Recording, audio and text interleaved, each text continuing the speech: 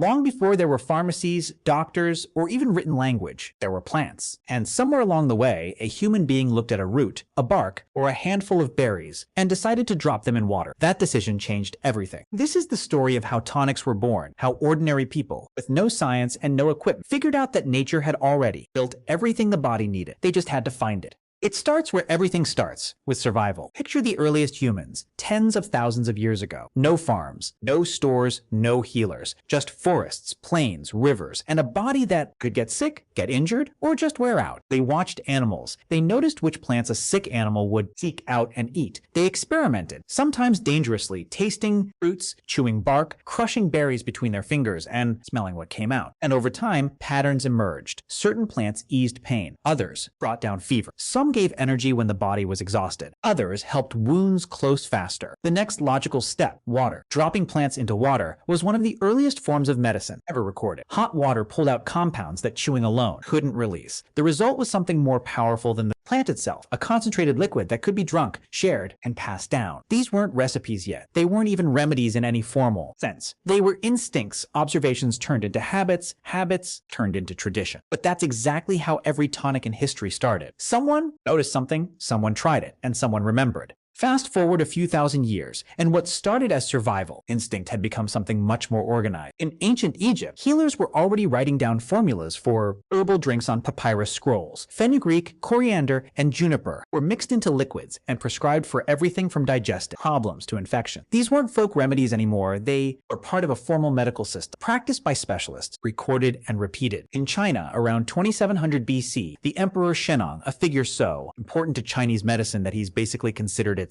founding father, was said to have personally tasted hundreds of plants to understand their effects. The result was the foundation of traditional Chinese medicine, where herbal tonics weren't just medicine. They were daily maintenance, something you drank to stay strong, not just to recover when you were already sick. In India, Ayurvedic healers were doing something similar, building a whole philosophy around the idea that plants could balance the body's energy. Turmeric, ginger, ashwagandha, holy basil, these weren't exotic ingredients. They were kitchen staples that doubled as medicine, drunk as warm tonics every single morning. And in ancient Greece, Hippocrates, the man history calls the father of medicine, was prescribing apple cider vinegar drinks, herbal tea, and wine-based tonics to his patients. He believed, famously, that food was medicine, and liquid medicine was the easiest to absorb. What all these civilizations had in common was a simple idea. The body already knows how to heal itself. The tonic just gives it the right tools. For centuries, the knowledge of tonics lived mostly in two places, monasteries and marketplaces. In medieval Europe, it was monks who kept the tradition alive. Monastery gardens were some of the most sophisticated herb collections in the world. Monks grew lavender, chamomile, elderberry, rosemary, and dozens of other plants, not just for cooking, but for healing. They brewed herbal tonics, fermented botanical drinks, and carefully documented their formulas in handwritten manuscripts. Some of those formulas still exist today. Benedictine, chartreuse. These are liqueurs that started as monastic medicinal tonics, originally drunk in small amounts for digestive health. Over centuries, they became cultural icons, but they started in a monk's garden with a mortar, a pestle, and a question. What does this plant do? Outside the monastery walls, tonics were being sold in markets across Europe, the Middle East, and Asia. Traveling merchants carried exotic roots and spices from the Silk Road, ginger from Southeast Asia, saffron from Persia, cinnamon from Sri Lanka, and local healers incorporated them into their blends. This is also where things got complicated, because not everyone selling tonics in a medieval marketplace was honest. Mystery, bottles with bold claims, miracle cures for everything from tooth pain to plague. The line between genuine herbal knowledge and pure salesmanship was already starting to blur. But underneath all the noise, the real knowledge survived, passed from healer to healer, mother to daughter, monk to apprentice, because the plants worked and people knew it.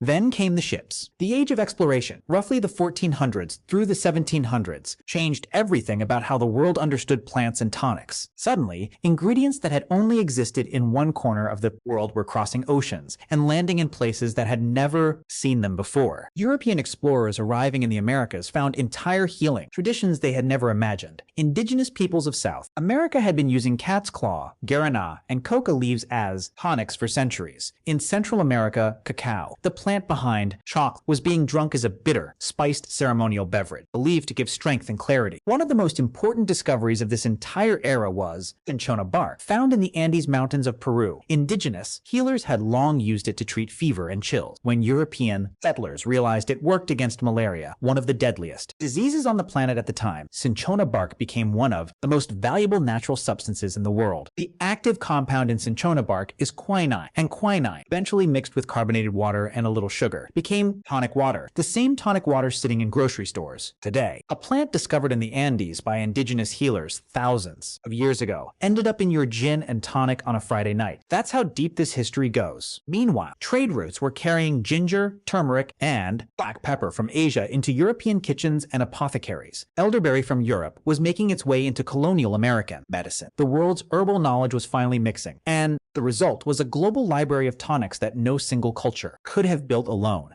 By the 1800s, something shifted. Science had gotten powerful enough to start asking a question that nobody had ever been able to answer before. Why do these plants actually work? Chemists began isolating the active compounds inside the herbs that healers had been using for thousands of years. Quinine from cinchona bark, salicin from willow bark, which eventually became aspirin, caffeine from tea and coffee, curcumin from turmeric, gingerol from ginger. One by one, the ingredients in ancient tonics were being confirmed by modern science. The knowledge wasn't superstition. It wasn't guesswork. It was observation. Thousands of years of careful, accumulated human experience, and it turned out to be right. But something else happened at the same time. As pharmaceutical companies figured out how to synthesize these compounds in a lab, the original plants started getting left behind. Why drink a ginger tonic when you could take a pill? Why brew elderberry when there's a syrup on the shelf? For most of the 20th century, natural tonics were seen as old-fashioned folk medicine, something your grandmother did before real medicine existed. And then people started getting tired of side effects, tired of not knowing what was in their food, tired of feeling like their body needed a prescription just to function. And slowly, the tonics came back, not as a replacement for medicine, but as a return to something that had always made sense. Today, adaptogens like ashwagandha and rhodiola are in wellness drinks at every health food store. Turmeric lattes are on the menu at mainstream coffee chains. Bone broth, kombucha, fire, cider. All of them trace a direct line back to the same instinct that started this whole story. Someone looked at what nature had to offer and decided to put it in water.